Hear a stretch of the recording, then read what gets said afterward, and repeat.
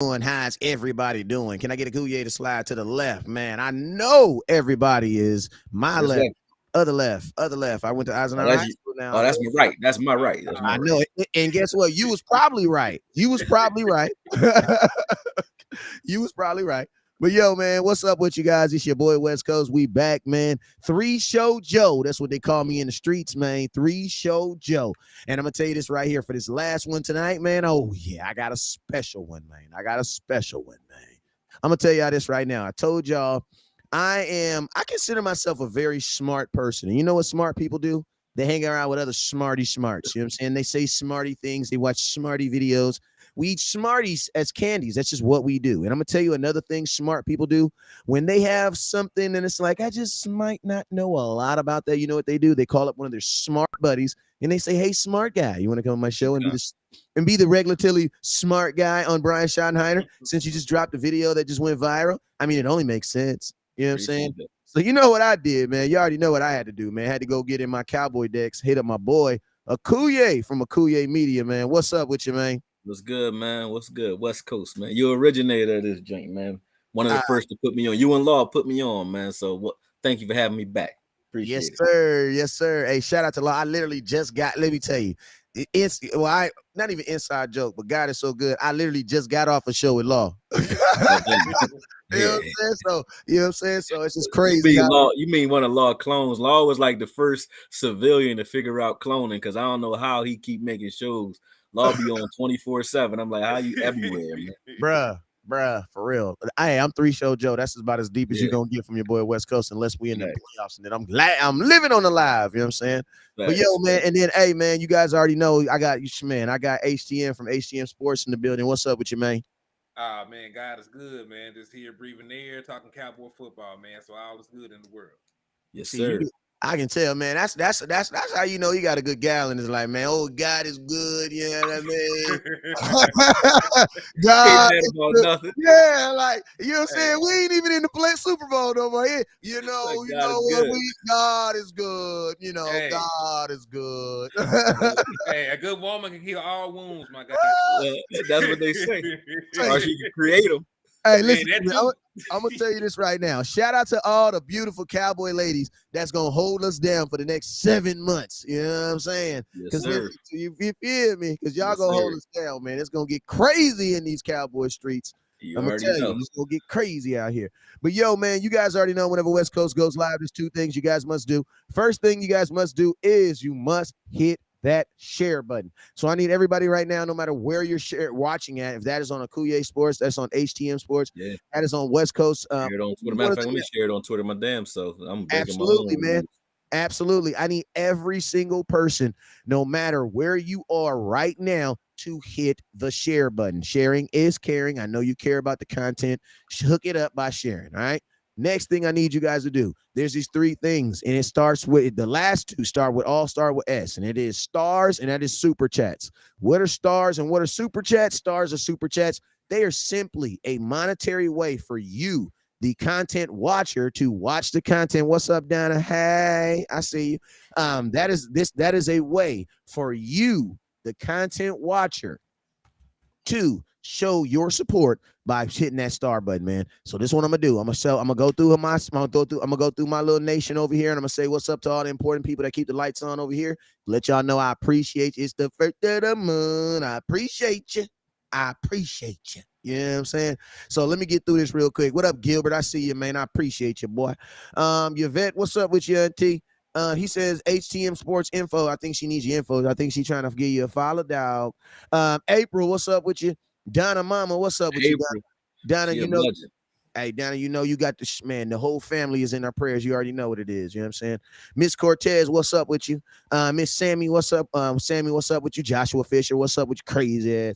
What's up, Sammy? I see your boy April and Miss Cortez. I think I already seen you that. Tony's asking for someone's government information. My question is why? We're gonna go ahead and go over to YouTube, see what they're doing over there on YouTube. Let's see what we got on YouTube. Who we watching on YouTube? We got let's see who we got. We got my boy Overflowing over there, and we got my boy Richard Evans. We call him Rich by any means. What's up with your boy? He is also a part of the wrench game. If you guys don't know, on YouTube, they got them big ass wrenches, and what they're for is if your ass get out of line, they're gonna tighten you up. That's all I'm gonna say, man. You're gonna be here, and then you're not. It's gonna be like Kellen Moore, like, damn, he was here. And then he wasn't. But it ain't gonna be mutual. It ain't gonna be mutual. Real quick, Akuye, I think, are you live on your channel? I believe so, yeah. If you're live on your channel, man, shout out some folks over there to keep the lights on for you, brother. Yes, sir. Yes, sir. Appreciate Agent 9, man. He always jump on, man. I don't think my chats are updated because that's all I can. It's not scrolling, but and I can't see how many people on there. But Agent 9 joined up. Anybody else I see that's from my channel, excuse me. I mean, I'll jump on a little later and I'll holler at y'all, but that's all I can see so far is Agent 9. Maybe only one of y'all love me over here, man. I doubt that though, but maybe that's what it is. I don't know. I can't see everybody in the chats though. So hey, well, you know what we believe. Hey, Henny, we gonna tell them the rules over here. We don't believe in weird cowboyism. Y'all know what that is. No, I don't. Yeah. Weird cow. Boy, what you mean? That's watching content without sharing or hitting the star button. Oh yeah. Like that's I deal with that all day then, so I don't believe in it either. I feel you on that. Let's adopt that. We don't believe in that. Yeah, that's a step down for voyeurism, man. Yeah, exactly. That's just weird. We just don't do that over here. Henny, I'm about to adopt that law.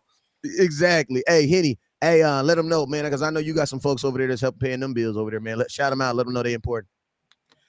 Yes, sir. Let me see. Well, there are some people doing that weird cowboy stuff we're talking. We got folks watching, but nobody has commented on the page. So I can't tell you who it is. Oh, no, I can see him. I see Jamal Porter. It's just slow. It's like the chats are delayed or something. I can see him joining in late. I'll jump back over there later. We can do shout outs, I guess, near the end, and we'll be able to see. You'll be able to see him too, HTM. You know what I mean? Because it looks delayed on my end too. So, and I can see him on this side, but I can't see him on my page. Okay. Hey, listen to me. You know what that is? That's calling an excuse. But you know what an excuse is? An excuse is a fact that you don't want to accept, man. So let's just nobody love you. You feel that's real, man. It's real, man. That's real, man. So man, we got an hour. We got 50 minutes to talk about why Brian Schottenheimer is going to bring back Run the Damn Ball, or why we should have faith in this young man, kind of older man though. Why we're gonna have faith in this guy, and more importantly, man, you know. Exactly what are we getting, man? I got my guy Kuye who's dropping content on it. I got my boy HTM to the left of me who has dropped several articles. The reason why I wanted both of you guys on here is because both of you guys were actually kind of head on, you know, with this. My approach with the offensive coordinator was this. I just want a guy who can understand run philosophies, but I bet both of you guys had content that was out before this happened. So, you know, I wanted to give both of y'all. That means you tuned in, man. Oh yeah, he got the same download I got. It just like hit me, you know what I mean? So let's jump into it, man. Why Brian? Why Brian? Why Brian get the job, man? Who you want to go first? Go ahead, HTM. You want to go first? Hey, Kuya, I'll let you. He the guest. You the guest, man. He know. I got you. I like your hospitality, man. You ain't gonna be the guest next week, though. I'm gonna tell you this: you get your own damn water. I don't do that, bro. One time, fast, man. Watch it. Go ahead. But no, seriously, I looked at him first because he was already on staff, and I wanted to just take a peek. And I said, well, do we even need to shop? Because when they said that Mike McCarthy was going to be calling plays, I didn't understand the logistics of it. So I just looked at our own staff and I saw that we kept him. And then I said, okay, well, let's see what he actually can do. And when I looked at his stint in Seattle, thought he did pretty good. And I wanted to see exactly, like, it's one thing to look at stats because we look at Kellen Moore just to give him some credit if you want to give him any.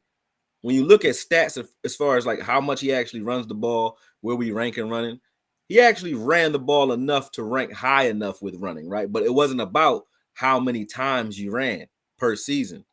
It was about when we ran and situational running, and then the way we approached the running game that actually was the difference maker for me. So I didn't want just another guy who ran the ball 550 times a season or 520 times a season. I don't really care about that.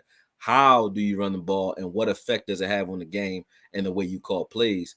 And Brian Schottenheimer just jumped off the page to me once I started looking at his film, because he was a guy, number one. Him and Mike, I got to give Mike Solari credit as well, because the way they both approached the run schemes was just a aggressive slaughterhouse type of a style. Like they want to pound you and then pound some more, and then use that attrition to kind of confuse defenses and make them come forward. You load up the box so they can get behind you, and that's what they're doing. And it's also progressive, where Kellen will come out. Sometimes you might see us, we know we're going forward on fourth. We did this a couple times this season. Sometimes it was successful in the air, but we did it a couple times this season where they knew they were going to go for it on fourth down.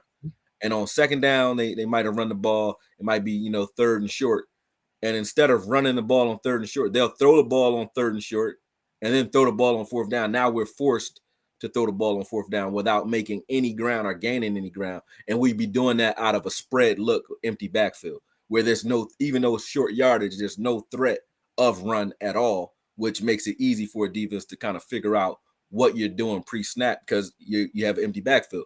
So those type of looks were kind of confusing for me. And I wanted to see if Schottenheimer was like different from that. And when I say he's progressive, a lot of his play actions come specifically off of like targeting specific players. Like he might target your middle linebacker and do like an RPO just to see what type of drop set he takes or what type of angle he takes to the ball. And then right after that, you'll see like 2-3 plays in a row, or maybe even the rest of the game, they'll be playing off of that horizontally or different make 2-way goals. He's playing off of specific players, and you can kind of see it. In the Vikings game that I broke down, it was Hendricks. He was going off of Hendricks all day, and you can see that he was kind of targeting Hendricks because Hendricks is a quick guy that gets to the spot fast. So he was using his speed against him with play action, and I thought that was like something that we didn't see a lot of with Kellen. Kellen was a good play designer, not a great play caller in my opinion. So that's what I saw from him. That's what I think we're getting. And right now I'm breaking down him versus Dan Quinn in 2020 just to see how he did against our own defensive scheme. You know what I mean? And it's pretty impressive in my opinion due to the way he designs his. And this is just from pass. I'm not even looking at run because people were coming at the video like, well, what about the air? He's not creative or he can't throw the ball. The way and he didn't let Russell Wilson cook and all that other stuff that they were talking, but the way he designs his passing scheme is he uses a lot of flood concepts where he just floods zones or floods areas where he makes you pick your poison. You can read the field deep to short, makes it easy for quarterbacks to read, but it also makes it difficult for defenses to cover because they have to make choices. Somebody's going to be open in most cases, but it depends on who you choose to cover or what type of switches you made pre-snap in your assignment. So you either going to get killed deep or you're going to get pinched to death or needled to death underneath. And either way, I'm happy with it because it's very efficient, his style. So I like what I saw. And they put up, I think, 40 points on Dan Quinn in that game. So that's probably one of the reasons he's over here with us. So thank you for that, Brian. You know what I mean? But that's it. That's what I think so far. I feel like that's what we got coming. And I'm happy that we got him. And then once I saw that Mike Solari pick, I knew the writing was on the wall, man. Right. Henny, what's your thoughts? Well, from a similar perspective, like I did look him as well because he was already on the team, and then I looked at his like Mike McCarthy's familiarity with him. Like they were both on the Kansas City coaching staff back in the day, serving as Right. position coaches. So he's Right. very familiar with Brian, and his work as a play caller. So and just by the fact of Mike McCarthy, it being public knowledge about McCarthy being the play caller going forward, you were not going to attract no big name, hot shot, no offensive coordinator still trying to make a name, Thanks. right? When you don't have the power, because anything that happened with the offense, good or bad, Mike McCarthy is probably gonna get the credit for it this year. So Yeah. anybody trying to make their bones in the league was not going to come in here, and willingly take their job and play second fiddle to Mike McCarthy. And we really saw that play out this year already because they already were talking about the dysfunction between Mike McCarthy and Kellen Moore as the year progressed. Yeah. So and I also I saw that he did run a very run heavy scheme, right? Because 2018, a year where we actually played the Seattle Seahawks twice, right? They were the number one rushing offense in the entire NFL, and they took that, and he was able to achieve that with no real big name running back, right? They Nah. had a running back by committee, and they were able to reduce that top rushing team he had another top 4 rushing offense the following year. And people look at the 2020 season. Some people say he fell off. There are really more politics playing to that than anything. That when They wanted Russell throwing, that's when the let Russ cook stuff actually happened, and it was to the detriment of the team. Was being honest. because Russ ain't Russ. Hey, Ain't what they thought he was. Hey, but you guys know why? You guys know why teams? You know why teams do that though? Why teams want these athletic quarterbacks to throw? And if you guys notice, it's always around contract season. The reason why, I mean, this is just my common sense on why I believe it, but it makes a lot of damn sense, bro. It's because when you're signing a player, you're signing him for what you think he's going to do in the future. You're signing a guy that's athletic. You don't think he's going to be running around in the future. You know what I'm saying? And you also know there's going to be a diminishment of his athletic abilities. So what do is you start it now. You know what I'm saying? Because think about this. Once I start paying you on an extension, I'm no longer paying you on what you can do. Oh my God, this is from above. When I'm paying you on an extension, it's not about you doing what you can do. It's about doing what I want you to do. Because guess what? Dak did whatever he had to do before he got signed. After he got signed, his entire game changed. Yeah. And it's like, and it almost, you know what I'm saying? And it's almost like the bag, a part of it, because think about this. When you're cheap, teams are like, bro, do what you got to do. Shoot, jump on your head, jump in the end zone, land on your head and your neck. Nobody cares. Nobody cares, bro. Nobody cares. You're only charging me $300,000. As soon as you're making and listen to me, this is not Dak's fault either, because I know a lot of you guys are going to then hold that against him. Like, that's not his fault. That's you know what I'm saying?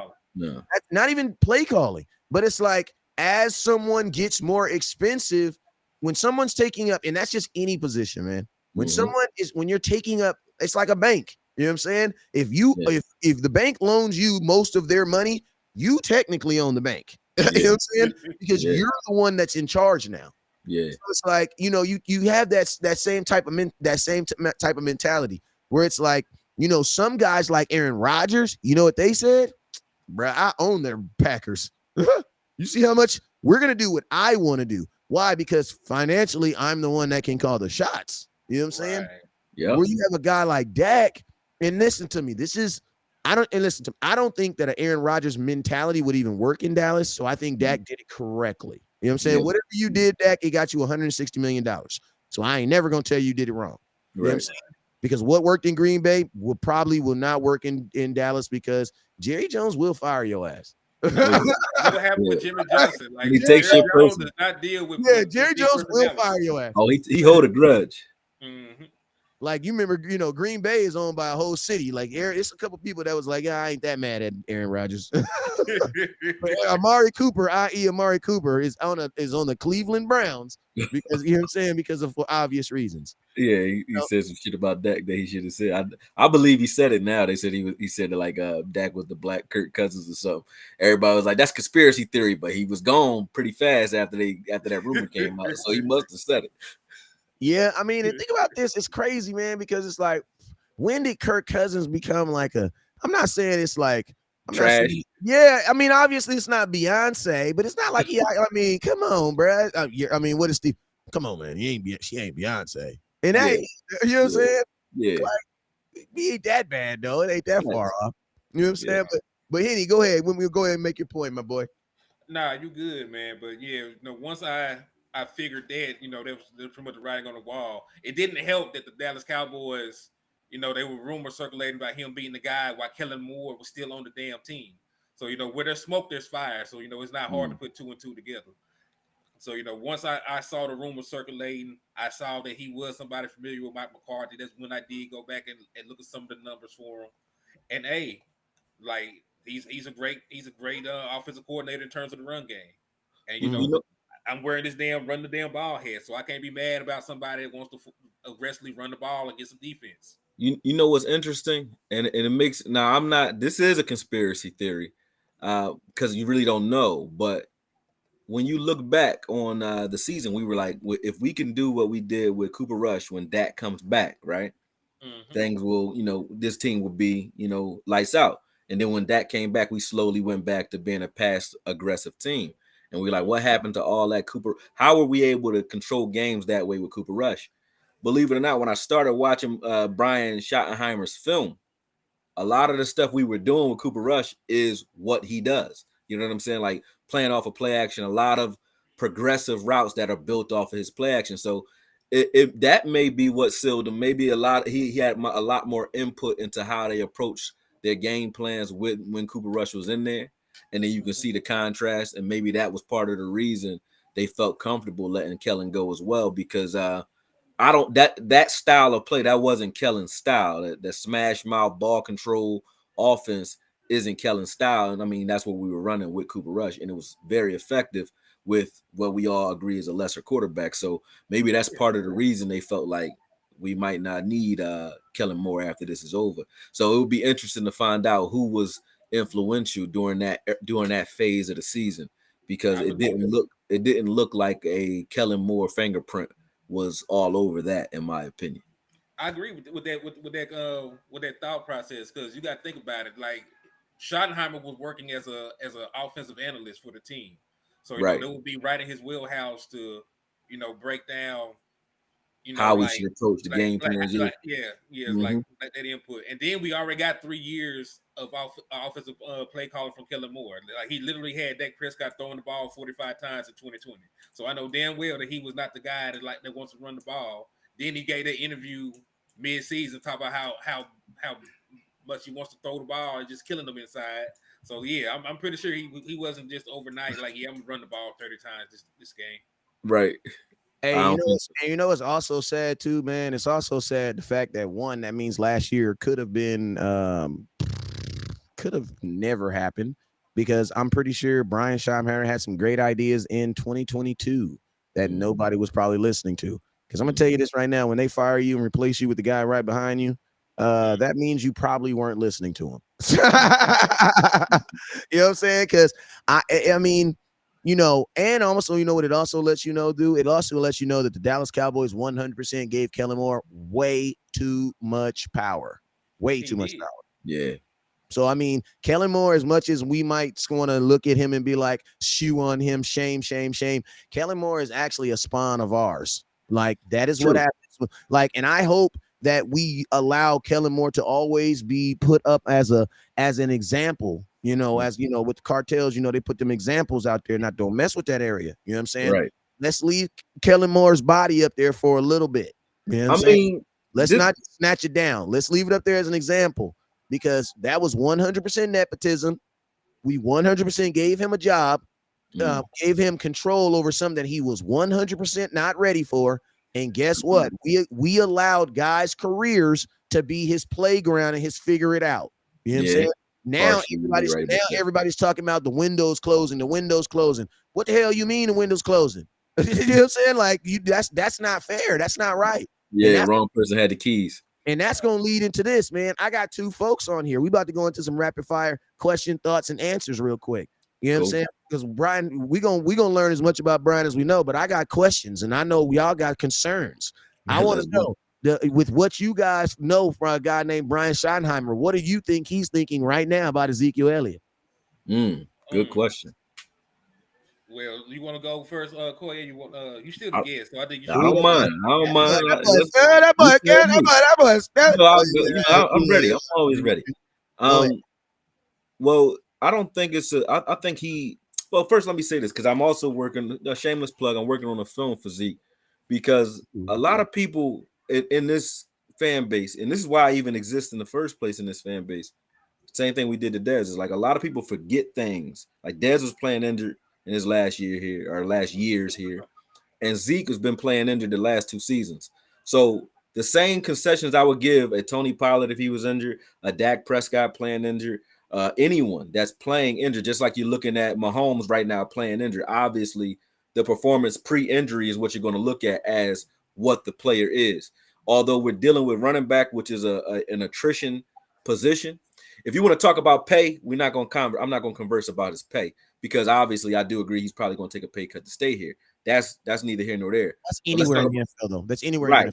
But let's talk about the player and productivity and what he has left. And the reason I say that I think Zeke still has 3-4 years left of good football is because of the way he played in the last 2 seasons before his injuries.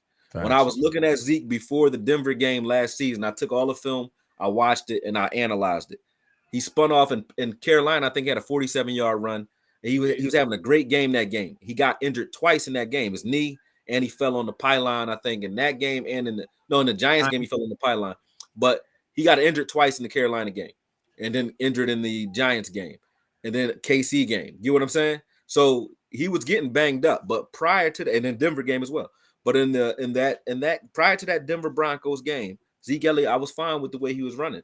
Not that I didn't think Tony Pollard should get some carries. I mean, obviously, Tony Pollard's a home run hitter, but the way Zeke was running pre-injury, I was fine with. And the fact that he came in with a knee brace and a torn ligament in his knee and still tried to run was commendable. Although I think in hindsight, he probably feels like he probably should have sat down too, because he didn't get any credit for it. You know what I mean? If you're putting it all on the line for the team, and then they look at your stats at the end of the season and say, we're judging you off of stats instead of understanding that you're a guy that's willing to Ronnie Lott this thing and cut your damn arm off and still play. That is what I'm looking at when I look at Zeke, when I was looking at him last season. You know, some people don't like that. They're looking at productivity. I feel you. When you look at this season, same thing. Prior to Zeke getting injured this season, I was fine with the way Zeke played. And then I looked at his offseason, knowing that he was coming into a year where his contract would be in question. What did you do to prepare? And he was preparing in the offseason. He looked spry-footed in the beginning of the season. I looked at the games like the Eagles game, where in that game in particular, how he played. And they forget that in Detroit, he bent his knee backwards in Detroit. He got hit on the sideline. His knee literally bent backwards. That is a season-ending injury for most running backs, or at least taking weeks off, which he did take 3 weeks off. But that's an injury for running backs that sit you down. He still played the rest of the game. And the very next play, I think he hurdled somebody right after that on that same knee. So when I look at Zeke, I look at a guy that's willing to give it all for this team. And I would say that Schottenheimer, the way he runs guys like he did Carson, like he did Penny, Hyde, and those guys, he will run a running back into the ground. He's going to run you. So having a guy that's willing and that's available, is always going to be available as long as he's alive, you know, and breathing, he's going to be available for the snap. And having a guy like that, I think, is valuable for Schottenheimer and also valuable for Jerry Jones and Stephen Jones as well. I think it's just coming down to, you know, a price point at this point. And the way that they design runs, I feel like Zeke will they'll put some years back on Zeke with the way they design their running scheme and their running back by committee game plan. So that's how I think he's looking at him. I think he'll look at Zeke as somebody that he can use as a hammer, and that's how he should be used. I want to put some. I love putting people on the spot, because I think when you put them on the spot, you help them change their mind. Mm-hmm. Eastside Harold and Eric Griffin. I love your thoughts. I love your thoughts on Ezekiel Elliott, but I want to know some questions real quick. Do you guys believe that Kellen Moore was a good or bad offensive coordinator? I want you to put that in the comment box, right? And then after you think about, is he a good offensive coordinator? I want you guys to know, what is an offensive coordinator's job? It is to enhance the talent and put in place of the players that are in charge of. That's what their job. You're either enhance it. You know what I'm saying? Enhance it means take what they have already and make it better, or put them in positions to use their talent to they can make plays. Right? So my question is this: Jerry Jones had two decisions. At the end of the day, he looked at Ezekiel Elliott. He looked at the whole offense, right? And you know what he said? He said, Kellen Moore, you have come back wanting. Wanting mean what? Your ass is out of here, bro. We felt that you did not do your job. Okay? So since the boss, Jerry Jones, has declared, and we all as a fan base identified that Kellen Moore did not do his job, right? How much of him not doing his job do you place on Zeke and him not being able to do his job? Because and that's just real, because the disparity that I see a lot is this. I see a lot of Dak Prescott sucked. He threw a lot of interceptions and he was a horrible quarterback. Ezekiel Elliott looked washed. CeeDee Lamb, I don't know about him. But think about this. They fired the guy who they thought was the problem. Yeah.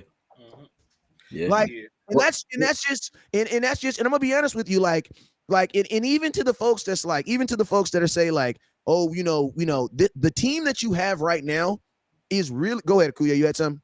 No, just one other thing we didn't say about Zeke, man. He got 876 yards and missed 2 games. Had he not missed those games, he probably would have still got maybe over 1,000 yards this season, and we probably wouldn't be talking about this either. So, I don't. You can keep going off of that.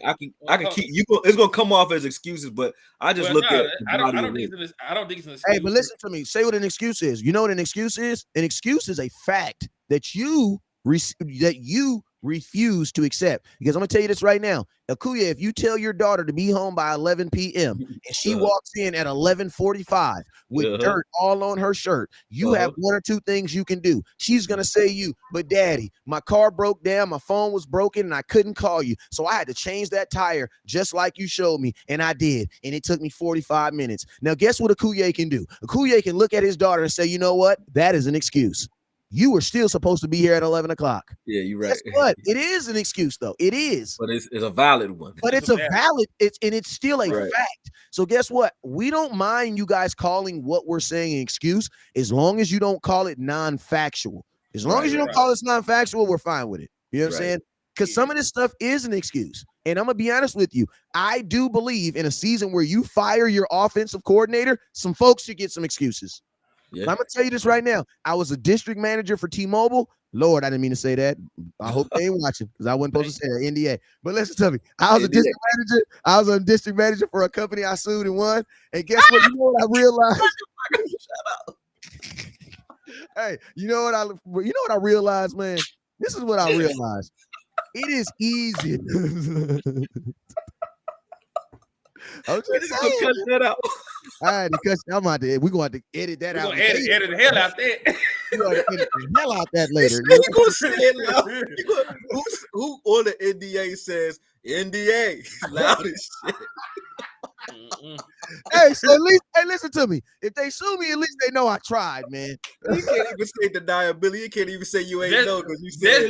Just let them know the money is spent. They cannot get that back. It's over. They're gonna say why he can't speak. Hey, Cuzzo, you know the money spent. You know the money spent. It's over with. Hey, I'll write you a check. Better not cash it the next Thursday, though. You ain't hear this from me, but but But the question is this, because this is something I think fans are not doing.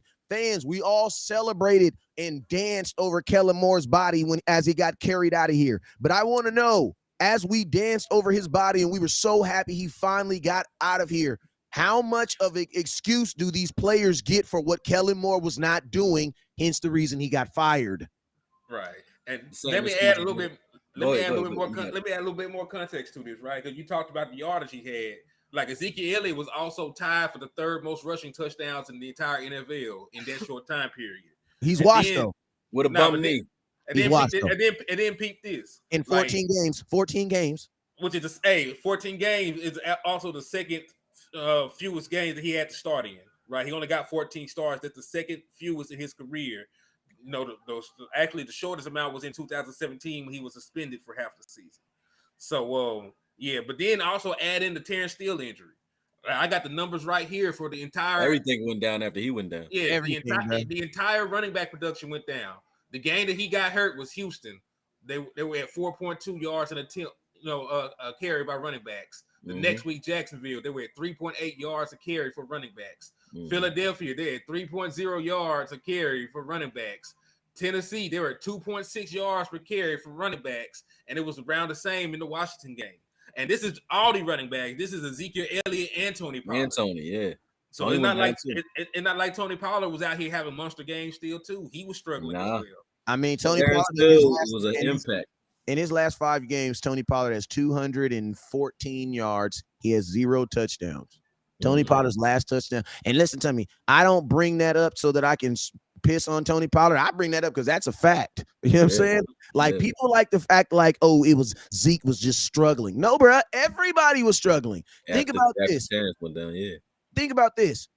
your offensive coordinator had 7 runs for Zeke in that first game in the playoffs. 7. He had 4 the next week. And guess what? 3 of those runs were were not even called run. That was just Dak trying to get out of the way. So it's like, bro, like your offensive coordinator at that time, that was not running the ball was not even something that was. I'm not saying it was not on his mind, but it was definitely not first on his mind. You know what I'm saying? It could have been the game plan. And then I'm gonna ask y'all this too, because I'm really, really big on expectations. Like you gotta have proper expectations. We all knew Zeke was coming into this year to share, bruh. You get into a relationship with 2 women, come on now. They both can't know you're gonna be with you 24 hours now. Yeah. Somebody gonna be mad now. Yeah, like y'all agree now. You guys said you was not gonna get mad. Now you guys all said at the beginning of the season, Ezekiel Elliott, when I was over here saying that Zeke can be the 3-down back and Tony Pollard need to be a slot. Remember, I said that. You guys told me no. Ezekiel Elliott need to share carries with Tony Pollard because that's what he do. I need to see Zeke at about 15. I need to see Tony Pollard about 15. And guess what? Jerry gave y'all what y'all wanted, bruh. Remember, you guys didn't want Zeke carrying the ball 25, 30 times. That and don't make me pull it because I'm petty. Yep. Y'all didn't want that last year. I specifically wanted Tony Pollard in the slot. Y'all wanted him as a running back. So then my question is this. What were you expecting from Zeke? Carrying the ball 15 times a game. Oh, this is also half of his production. These are also the fewest attempts. You should have gotten half of attempts of Ezekiel Elliott's career. He only ran the ball 231 times. Yeah. That's the fewest he has ever ran the ball in his entire career. Yeah. Like, what were you expecting? Like, did you guys really think he was? We thought Zeke was gonna have 1,500 yards, and then Tony Pollard was gonna have 1,200 yards. What? We don't commit to running the ball that much to do that. Yeah. Like that you're right. You got a point with that. Like that's they're not paying attention to what Zeke was able to do, and how he was running with a bum leg. Like I said, the way he ran in the end of the season, as far as like the touchdowns, he went on a stretch where I think he had 9 games with the touchdown, 9 straight games. Yeah, like it was crazy. So for him to be able to do that, and then I looked at the Giants game, and he's running with a brace on that's like, a offensive lineman's brace. So that tells you how injured he really is and really was. I think that the Cowboys are very shrewd, like the way they look at injuries. The reason they didn't sign Odell in the first place, like if they look at Zeke's knee and they have their doctors look at it and see that, he really can't recover, or it's just something that's going to be a problem moving forward. I think then obviously they'll make the decision the way they usually do, which is they cut ties early. But I don't think that's the case because of the way they're talking. So I think if Zeke has a healthy offseason and he comes in here ready, we're going to get Zeke again. And I don't think that the Cowboys are looking to get away from him per se. I think they're doing exactly what they said in the media. They're trying to put pressure on that contract, and they want him to take a pay cut. And if he takes that pay cut, I think we'll get more Zeke, and I wouldn't be mad at that at all. Right. Especially with who you got. And I don't even really think it's going to be I don't even think it's going to really be too much of a pay cut. It'll be a pay cut as far as what the salary it is, but the Cowboys will still find some ingenious way, and that's the only thing that we really care about is a salary cap number. They can give Zeke $100 million on the side of the building. We don't really care too much about it, but then we'll be mad if they give him that $16 million. You know what I'm saying? You're not gonna get mad. And think about this too. I'm gonna tell you guys something else too. Like, and this is something that as fans you're not gonna care because you don't have to make this payment. But think about this, right? You got an X, and listen to me. Jerry actually likes Zeke because Zeke is actually being positive. But I'm just saying for the fans who don't like Zeke, right? You got an X, right? Y'all done. Y'all don't want to be together, right?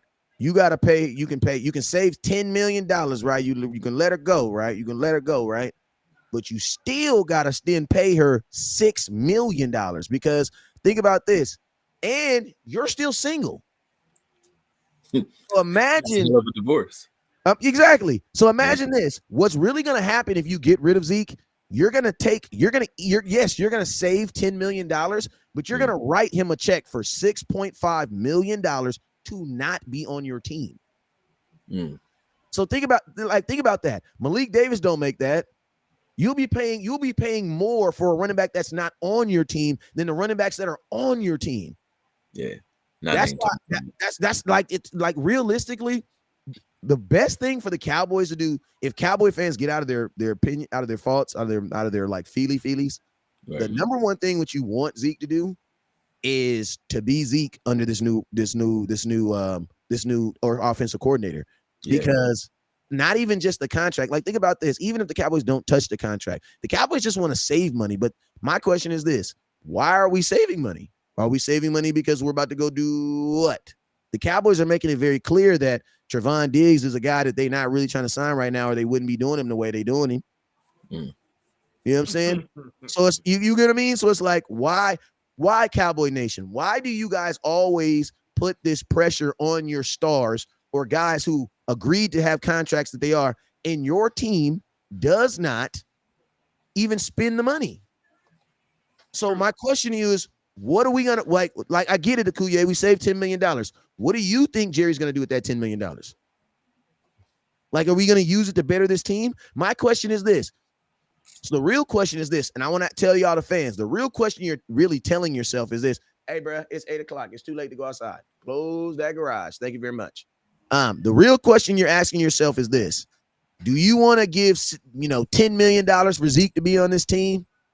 Or do you want to save $10 million so that Jerry can literally just put it in a bag and just go swim in it? Because he's not going to do anything with the money, bro.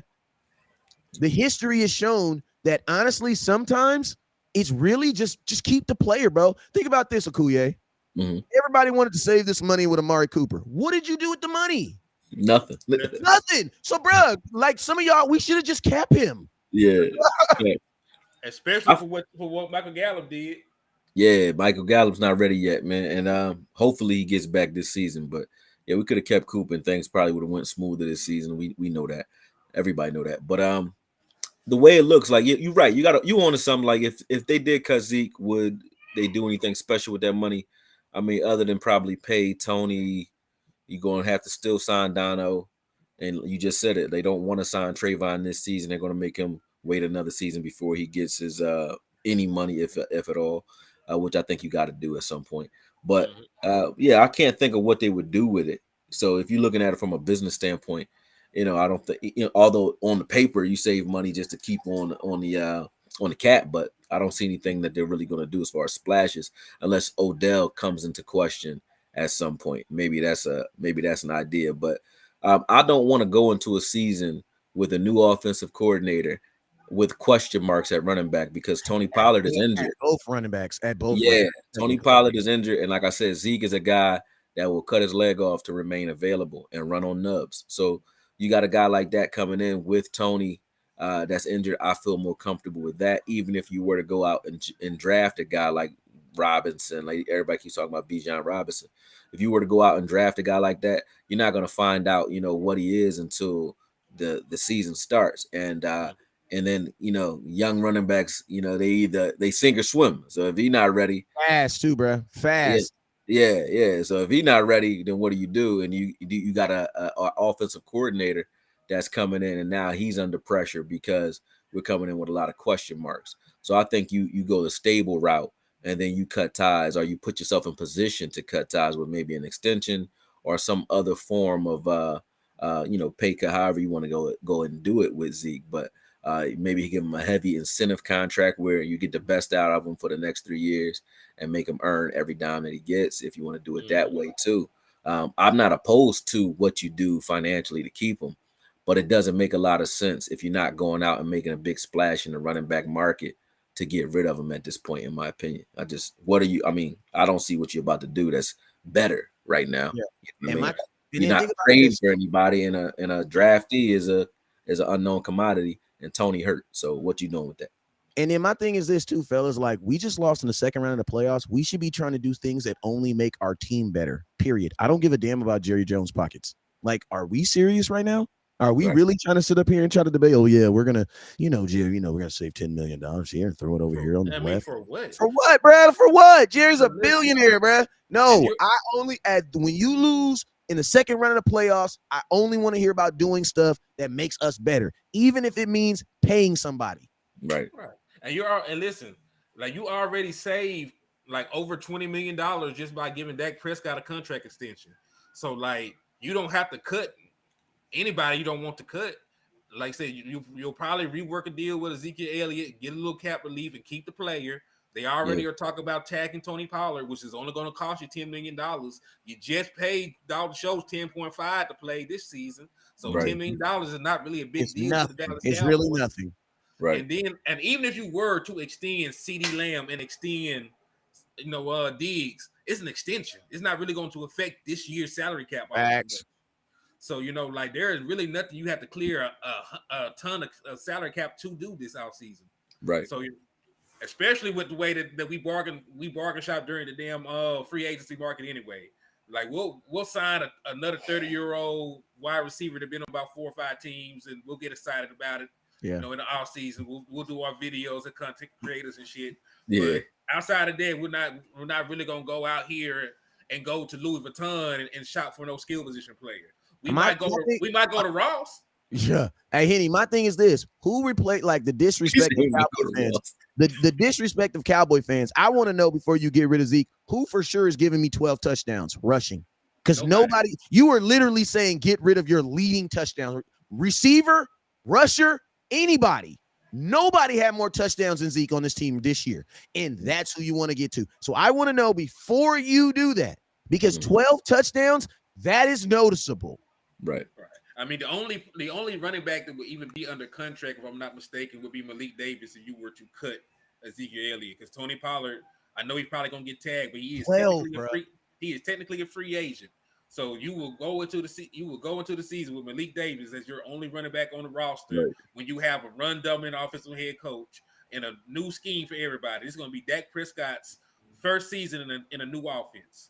Right, because even with Scott Linehan, this was a version of the offense they were running there with some variations. So this is gonna be brand new for Dak Prescott, probably new verbiage, and then like there's gonna be a lot of moving pieces. So you need a run game to support that quarterback. Something else too. Go ahead. Something else too. Like shout out to Davey on Davey 84 on my page, man. He talking about Zeke's run and pass game being one of the worst. When you mention the pass game. Like again, we always causality is a real thing, right? Nobody wanted to believe it when Dak was coming in and he was learning, and the pass game just went to shit. And they're like, "Well, we wonder what it's the receivers.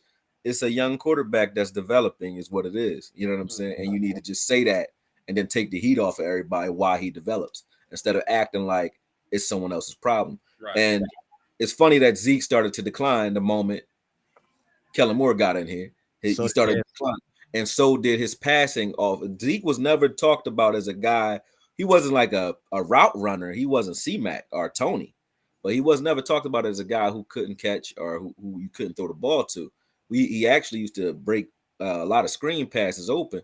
We don't screen at all anymore. At all, brother. So that's another thing that I was looking at in the film with Schottenheimer. That West Coast style passing scheme, where there's a lot of short passes, a lot of misdirection, hitch type of stuff, smoke screens, all types of stuff that play off of the defensive line's aggressiveness. We're going to see a lot of that come back. And that'll help not only Zeke, but Tony as well when it comes to getting the ball into your playmakers' hands fast and letting them do what they do. And that helps Dak too, because we all keep talking about, I see Eastside Harold saying we lost to Purdy. Purdy was throwing the ball to his playmakers short and letting them run. Akuye, you know what? Listen to me. I'm not trying to be rude, but I only got like 10, 12 minutes with you right now. There's something way more important than what he talking about.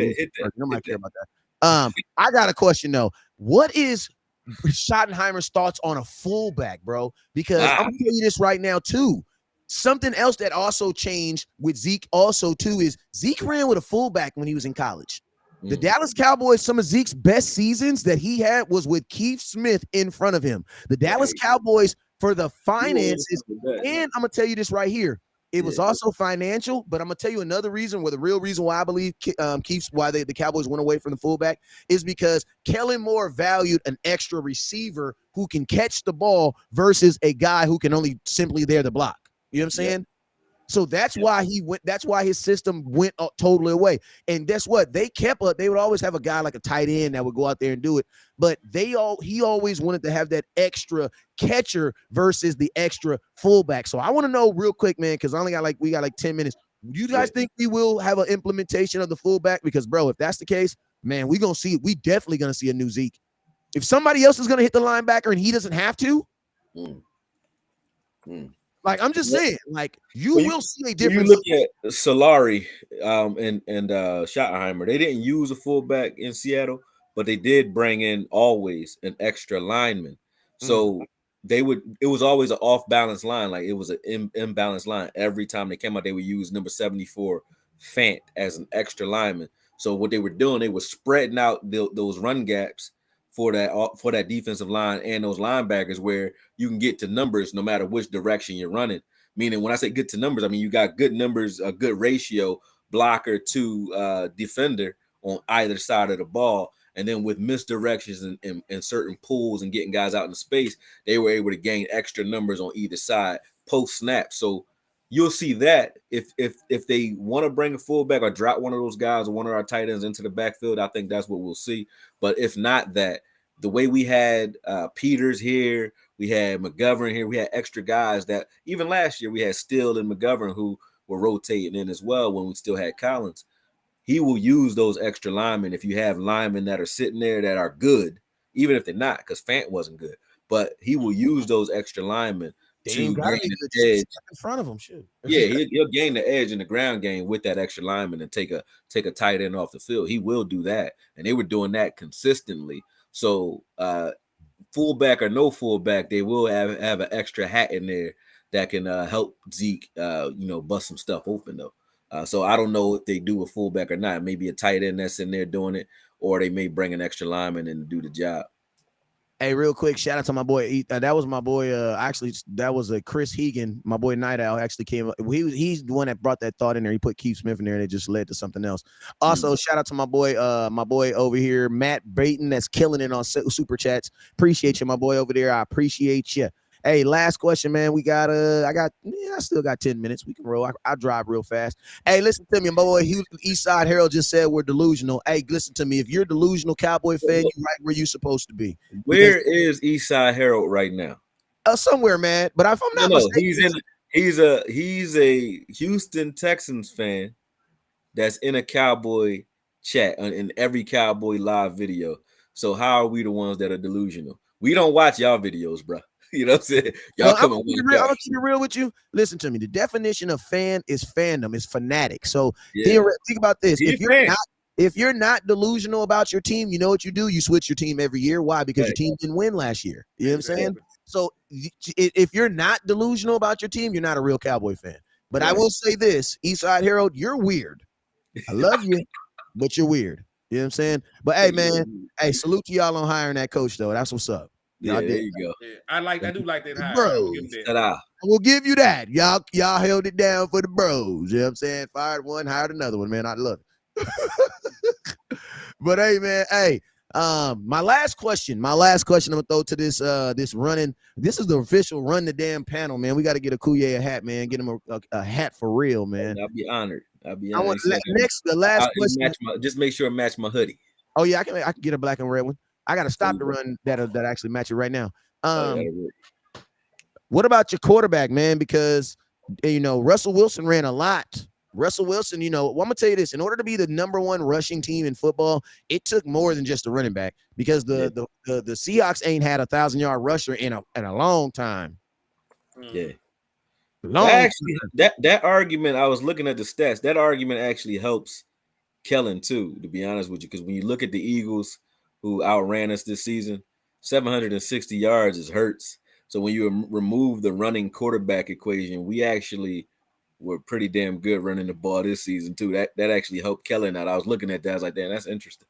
But when you were saying like running quarterbacks, Dak will be running again, man.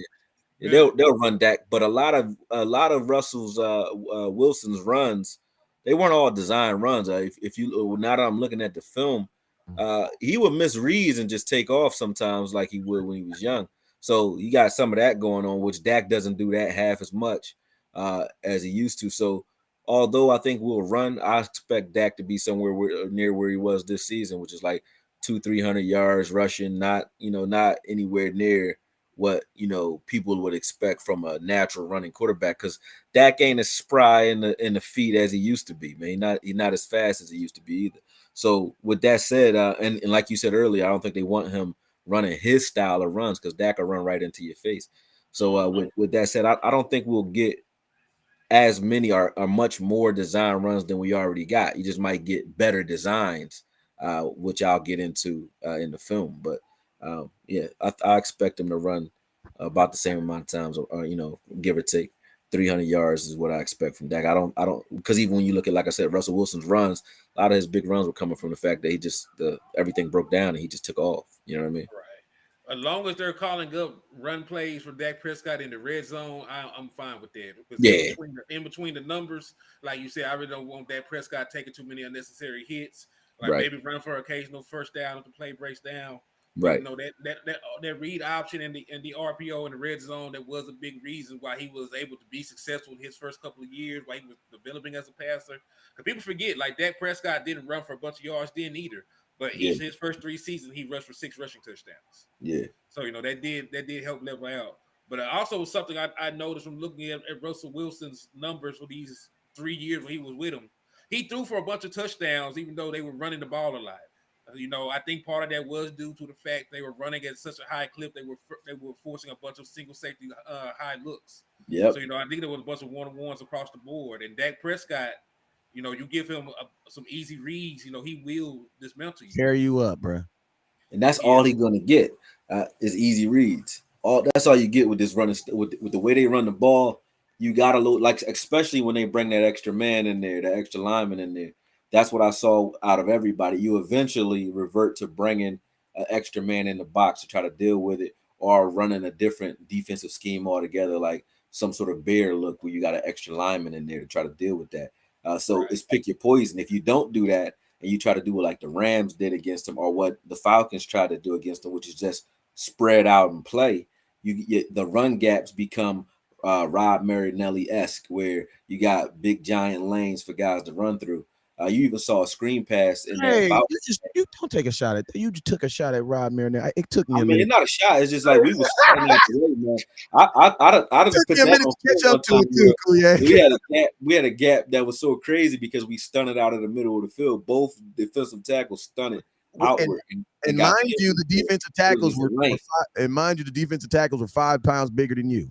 They were like 5'10", 220. You know Yeah, they were some undersized as defensive tackles. Bruh, they had us 3 out there playing defensive tackle. Right. But hey, That's true. But speaking of Russell Wilson, let's look at this: 35 touchdowns in 2018, despite having the number 40 one in 2020. Yeah. 31 in 2019, 40 in 2020. They were talking about let Russ cook, but when Schottenheimer left, he has barely reached 40 touchdowns in the last 2 years combined. He threw for 25 in 2021 and just 16 this year. So say what you want to, but he did help Russell Wilson a lot. Yep. Yeah, and on point with that. That's he ain't looked the same since Schottenheimer left him alone.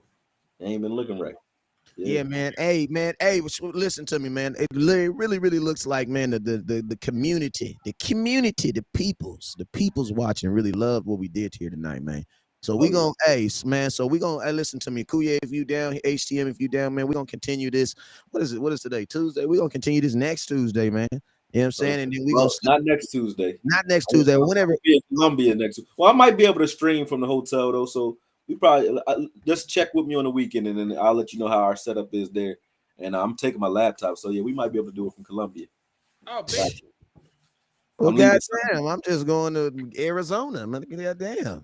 I'll be back Friday. I'll be back next Friday. All right, man. Don't come back here don't drink no weird water down there. Come back here looking like a Kellen Moore offense. I know, man. I'm about to take a couple bottles with me, man. I don't want that DR water because you know how it is. For real. DR, you ain't coming back. Ah, that's funny. Hey, well, Kuye, man, let them know where they can find you at, my boy. Man, AKOYE Media on YouTube, especially. You can also follow me on Twitter. I'm starting to put clips up there I'm learning how the Twitter world works. You know what I mean? I'm old. I'm 40 this year. You know what I'm saying? But I'm following me on Twitter as well at the same name, and on IG, man, for boxing content, especially on IG, and YSM. Shout out to YSM Sports Media as well. You can see me there. Yeah, man. Kuya, you definitely your own soul, man. I remember we played the Giants week 1, and I don't even think we won. I think we lost, and it was like week 5. And I'm like, Okoye's like, yeah, man, I'm about to do this video, man. I'm gonna send it over to you, man. Man. I'm like, all right. I'm thinking it's gonna be on week 5. Like, who is it? He's like, it's the Giants week 1. I'm like, like, man, it takes me time to do my content.